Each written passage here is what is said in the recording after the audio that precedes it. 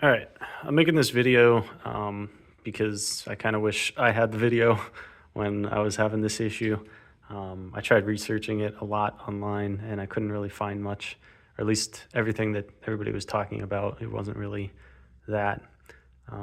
But I'll start by saying I rebuilt this motor probably in like February or March of this year. Basically did a bottom end rebuild, and when I put it all back together, I reused everything from transmission and clutch. Everything was the same. Really just put in a new bottom end and a new crankshaft with upgraded internals.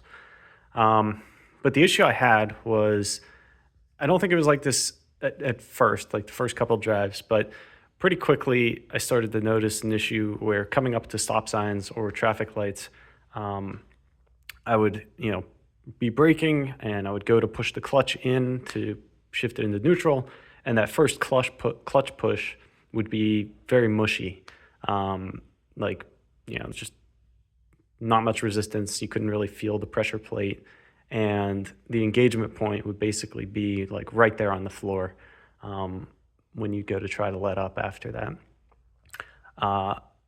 I if you pump the pedal, it would kind of go back to normal. Took a couple pumps, maybe like 5 or 6 or whatever.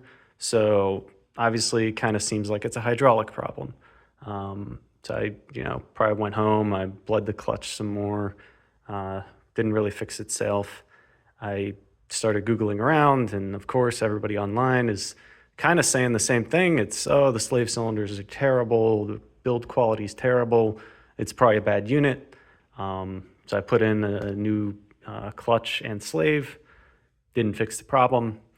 At that point, I think I called some shops. I called the local shop, called some other specialists, won't really name names.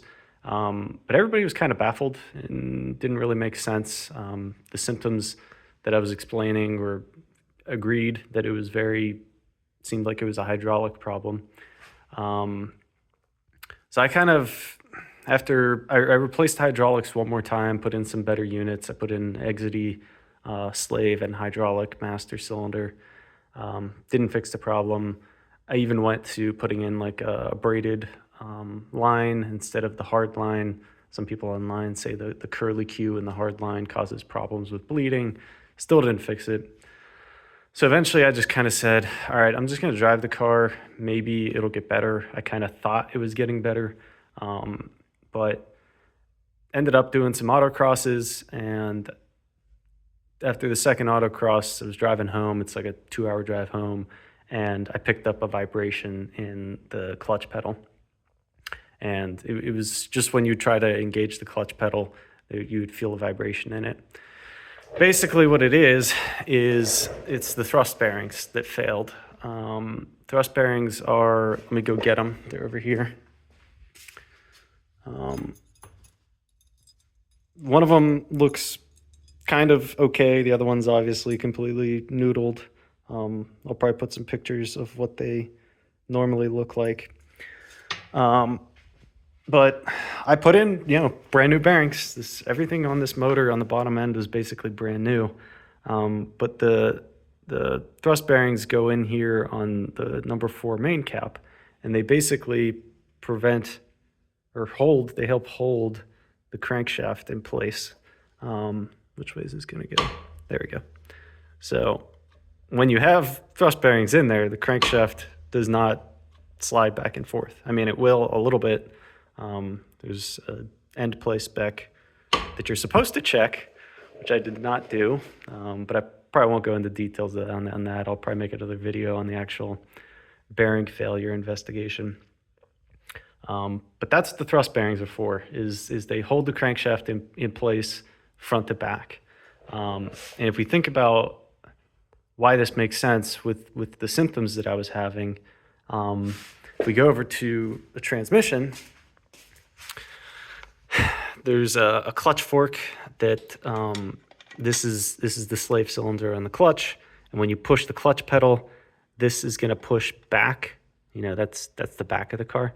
It's going to push back on the fork, and the fork is on a pivot ball hinge.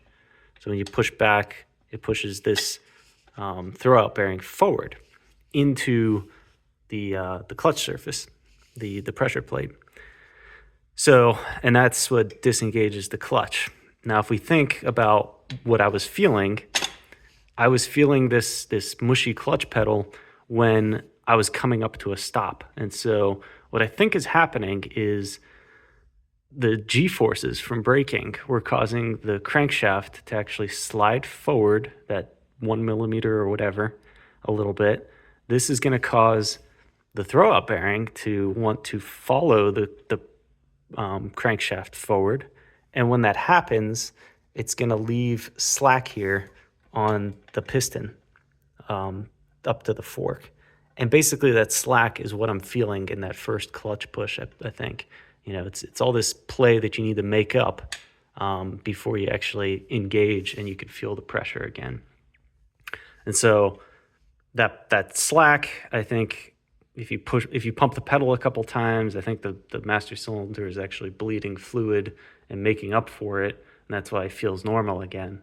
But I think it all makes sense. It's kind of unfortunate. I kind of had all the evidence sitting there in front of me. I even had video of the clutch fork when this was happening, and you could see it in the video where it actually vibrates a little bit forward, I think, when or back whenever this thing occurs.